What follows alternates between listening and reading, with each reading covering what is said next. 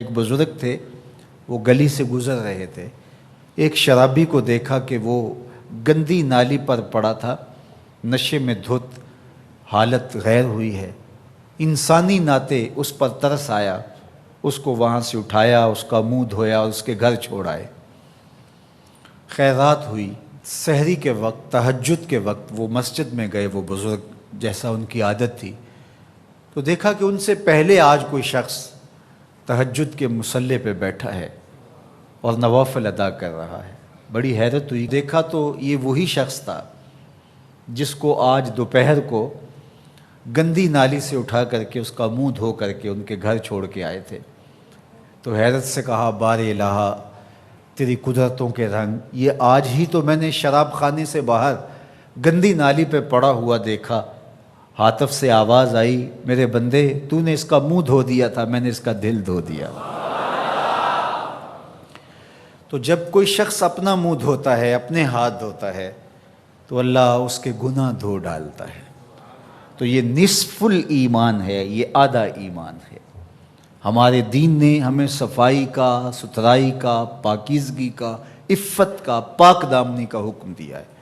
اگر آپ مجھ سے پوچھیں کہ اسلام کا دوسرا نام کیا ہے، تو میں کہوں گا اسلام کا دوسرا نام دین طہارت ہے۔ علماء نے لکھا کہ ایک طہارت معنوی ہوتی ہے، ایک طہارت حسی ہوتی ہے۔ ہمارا دین متقاضی ہے اس بات کا کہ ہمارا دل شرک سے، کفر سے پاک ہو، ہمارا دماغ غرور سے، تکبر سے، اور ہمارا عمل ریا سے، ہمارا دل تصنع سے، بناوٹ سے، حقد، کینے اور بغض اور نفرتوں سے پاک ہو۔ مانوی نجاست سے ہم اپنے آپ کو پاک کریں۔ اسی طرح ہم ہر طرح کے حدث سے اپنے آپ کو پاک کریں، حد سے اصغر ہو یا حد سے اکبر ہو۔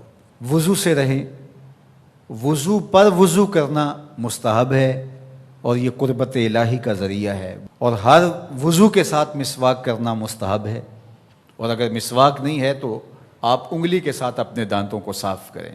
غسل واجب ہو وہ تو کرنا ہی کرنا ہے، لیکن روزانہ کی بنیاد پہ صفائی حاصل کرنے کے لیے غسل کیا جائے مستحب ہے۔ نماز کے لیے آپ کے لباس کا صاف ہونا بھی شرط ہے، آپ کے جسم کا پاک ہونا بھی شرط ہے، حد سے اکبر اور حد سے اصغر سے پاک ہونا بھی شرط ہے، اور جہاں کھڑے ہو کے نماز پڑھ رہے ہیں اس جگہ کا پاک ہونا بھی شرط ہے۔ مجھے بتائیے کوئی ایسا پاکیزہ دین آپ نے دیکھا ہے؟ اس سے بڑھ کر کیا کہ جب تم اس دنیا سے رخصت ہونے لگے اور تمہارے بدن کو مٹی کے سپرد کرنے لگے، اور وہ بدن مٹی کھا جائے گی، لیکن کہا کہ اس کو بھی ذرا غسل دے کے بھیجو، اس کو چٹے لباس کا کفن دے کے بھیجو۔ یہ وہاں پیش ہو رہا ہے تو پاکیزہ بدن کے ساتھ۔ تو یہ ہمارا دین ہے جو ہمیں صفائی کا، ستھرائی کا حکم دیتا ہے۔ اپنے ماحول کو پاک رکھیں، ماحول کو ستھرا رکھیں۔ دنیا کے اوپر بسنے والی قومیں جب ترقی کی راہوں پہ گامزن ہوتی ہیں تو وہ ان چیزوں کا بہت خیال رکھتی ہیں۔ ہم جب ترقی کی راہوں پہ گامزن تھے تو اس وقت ہماری ستھرائی کی، ہماری پاکیزگی کی، ہماری عفت کی مثالیں دی جاتی تھیں۔ جب پیرس کی گلیوں میں کیچڑ تھا، بغداد عروس البلاد کہلاتا ہے۔ آج مسلم دنیا کے شہروں کی کہانی دیکھ لیجئے، کہا جاتا ہے فلاں ایشیا کا گندہ ترین شہر ہے، فلاں دنیا کا گندہ ترین شہر ہے۔ اپنے اطراف میں پھیلی ہوئی گندگیاں دیکھیے، گھر سے شاپر میں گندگی ڈال کر کے اپنے ہی گھر کے دروازے پہ پھینک کے ہم سمجھتے ہیں ہم نے گھر کی صفائی کر لی، وہی پھر پاؤں سے، گاڑی کے ٹائروں سے لگ کے پھر ہمارے اندر جا رہا ہوتا ہے۔ ہمارے دین نے تو ہمیں یہ کہا، اگر کوئی راستے میں گری پڑی چیز کو جو گزرنے والوں کے لیے رکاوٹ بنے، اس کو اٹھا کے ہم پھینک دیں تو یہ جنت کے راستے کی ضمانت بن جاتی ہے۔ اور ہم نے 8 فٹ کی گلی میں 3 فٹ کی تھڑی پکی ڈال دی، ہم نے جنریٹر باہر لگا دیا، ہم نے گھر کی موٹر باہر لگا دی۔ اگر ہمارے گھر کے پاس کوئی خالی پلاٹ موجود ہے تو وہ گندگی کا ڈھیر بن گیا ہے۔ گھروں کے اندر ہزاروں اخراجات ہیں لوگوں کے، 20، 25، 30 ہزار روپیہ ماہانہ خرچہ تو عام گھر کا ہے، لیکن جو عمرا ہیں 2-2، 4-4 لاکھ روپے اب ان کا ماہانہ خرچہ ہے۔ تو جہاں اتنا خرچہ ہر بندہ اپنے گھر میں کر رہا ہے، تو صرف 1-1 ہزار روپیہ ڈال کر کے اپنی گلی کی صفائی کا اہتمام نہیں کر سکتا؟ اپنے چھوٹے سے محلے کی صفائی کا اہتمام نہیں کر سکتا؟ اگر وہ کر لے تو 1,000 روپے اس کو بجلی کا بل بچ جائے، وہ جو روز دھوتا ہے اپنے گھر کو اور یہی گندگی پاؤں سے لگ کے اندر جا رہی ہوتی ہے، اگر محلہ صاف ہوگا تو یہ نہیں جائے گی، اس کا اپنا فائدہ ہے، اس کا 1,000 روپیہ پھر بھی بچ جائے گا۔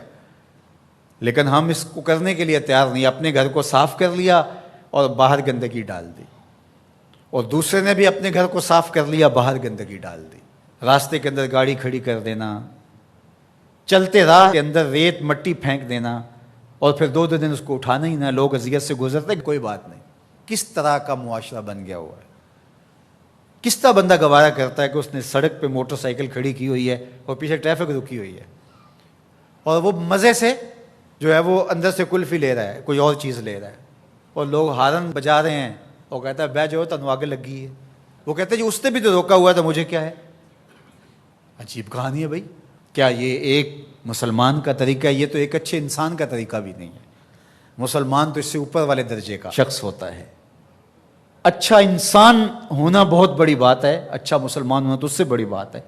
تو ہم سوچیں کہ جو ہمارے تیور، لچھن، طرز زندگی، انداز معاشرت ہے، وہ ایک اچھے مسلمان ہونے کی تو دور کی بات، اچھے انسان ہونے کی بھی نہیں ہے۔ تو ہمارا دین صفائی کا دین ہے، ہمارا دین پاکیزگی کا دین ہے، ماحول کی پاکیزگی سے لے کر ذات کی پاکیزگی تک، ظاہری پاکیزگی سے لے کے باطنی پاکیزگی تک، خیالوں کی پاکیزگی سے لے کے سوچوں کی پاکیزگی تک، طرز زندگی کی پاکیزگی سے لے کر انداز معاشرت کی پاکیزگی تک، ایک صالح، پاکیزہ، خوبصورت اور ستھرا معاشرہ تشکیل دینے کے لیے مجھے اور آپ کو کردار ادا کرنا چاہیے، اور ہمیں اپنے حصے کا کام کرنا چاہیے۔ چیزوں میں ترتب ہو، خوبصورتی ہو، نظم ہو، اور کسی کے لیے قذر کا، تکلیف کا، نقصان کا، پریشانی کا سبب اور ذریعہ نہ بنے۔